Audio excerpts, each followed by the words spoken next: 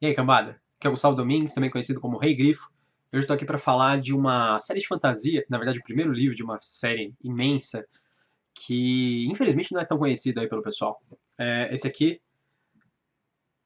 A Estilha de Cristal, do R.A. Salvatore.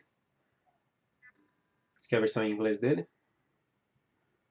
A Estilha de Cristal é um livro de 1988, que foi publicado pela Penguin Books em parceria com a TSR. TSR, para quem não conhece, é a editora que publicava Dungeons and Dragons, que depois passou para Wizards of the Coast.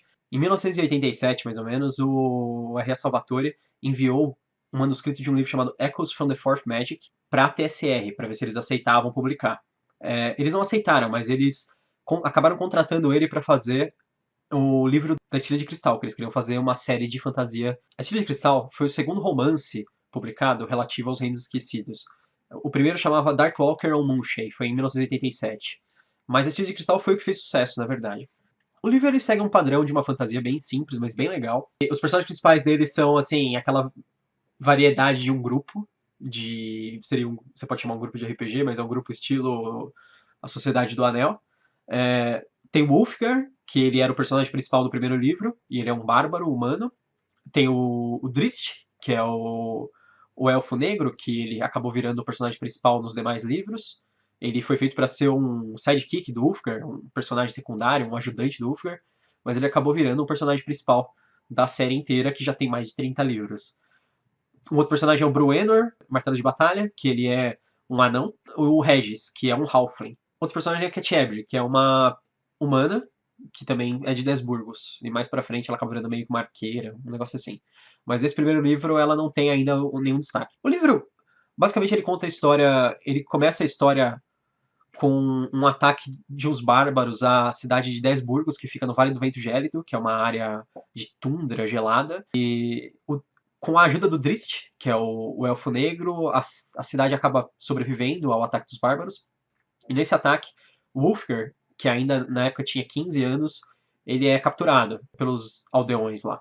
Mas aí o Bruenor, que é o anão, ele acaba pegando o moleque, o bárbaro, e acaba criando ele como se fosse um filho, assim. Quer dizer, ele já tinha 15 anos, né? Acaba criando o resto do tempo. Ele ensina ele a ser ferreiro, a criar armas, esse tipo de coisa. O Drist também acaba ensinando o Ulfgar a lutar, esse tipo de coisa. E ele é o personagem principal por causa disso. Em paralelo, o grande risco que há na história é que, depois do Ataque dos Bárbaros, a história continua 5 anos depois.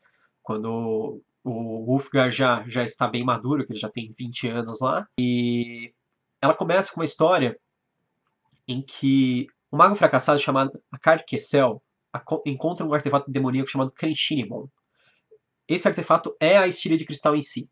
Ele é um pingente de cristal senciente, que pensa por si só, que fala com as pessoas por telepatia, e ele tem poderes imensos de dominação sobre as pessoas, e ele também pode criar torres de cristal. O mago fracassado acaba usando esse artefato, ou melhor, ele é usado pelo artefato para dominar as tribos bárbaras da região e também os humanoides perigosos, goblins, orcs, esse tipo de coisa que sempre aparece nas histórias de RPG.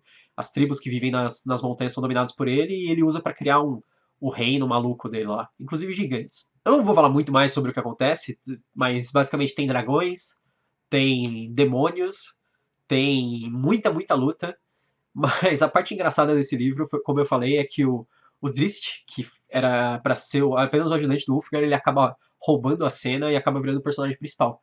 Porque ele tem uma história muito mais intrigante, principalmente pelo fato dele ser um elfo negro que vive na superfície. Os elfos negros são chamados de Drow, e eles são de uma cidade no subterrâneo chamada Mesomehazan.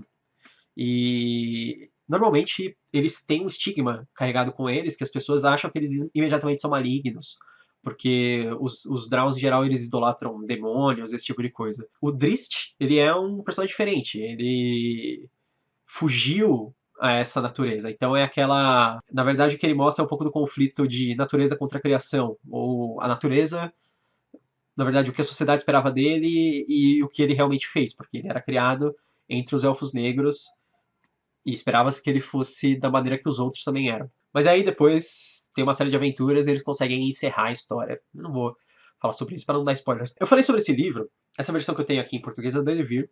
Ela pode ser um pouco difícil de achar, talvez, mas eu tenho uma ótima notícia. Na verdade, esse livro Ele, apesar de ele ter sido lançado primeiro e ser de 1988 e ele ser original, foram lançados depois umas prequels, os livros que vinham antes dele cronologicamente, que eles contam a história do Drizzt saindo de Maison Berranzan, viajando pelo subterrâneo, que é uma região inóspita, gigante, cheia de perigos, e chegando até a superfície, e depois tendo que lidar com as pessoas da superfície, que eram super preconceituosas com ele, etc. Essa trilogia, que começa com o livro Pátria, está sendo lançada pela Jambô aqui no Brasil. Muito em breve aí vai sair o primeiro livro. E se nós tivermos sorte, eles vão lançar todos os outros livros, inclusive A Estirpe de Cristal e os demais. A Estirpe de Cristal ela faz parte de uma trilogia também. Vocês podem ver aqui. Continua com o Rios de Prata e A Joia do Halfling. Na trilogia, ele depois a partir do segundo livro, eles não escondem mais e o Drizzt passa realmente a ser o personagem principal. O Drizzt ele é aquele personagem bem estilosão, assim, que muita gente, eu acho que gosta dele às vezes passa por cima da história dele, que é interessante, e gosta dele só pela aparência, porque além dele ser um elfo negro, ele luta com duas cimitarras, que são aquelas espadas curvas, e ele tem um companheiro, na verdade uma companheira, que é uma pantera negra chamada Gwenvar. Ela é uma estatueta, uma estatueta mágica pequenininha que ele carrega, e quando ele põe ela no chão e dá um comando, a estatueta se transforma numa pantera inteligente que faz tudo o que ele precisa.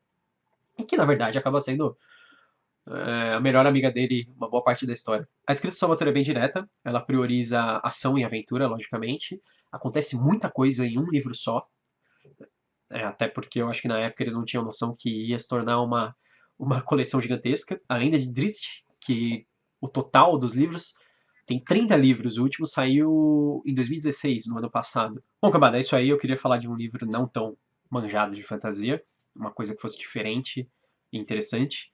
Isso é bem legal, apesar de ser um pouquinho difícil de achar, talvez aí muito em breve não seja mais.